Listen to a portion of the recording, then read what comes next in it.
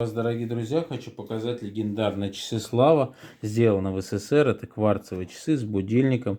Напишите в комментариях, вот включить, выключить будильник, установку будильника, установку времени, регулировка хода быстрее, медленнее. Напишите в комментариях, у кого такие часы будильник были сделаны в СССР Слава. Я буду очень рад. Это очень распространенные часы, были они распространены в СССР. То есть пишите в комментариях, у кого такие были.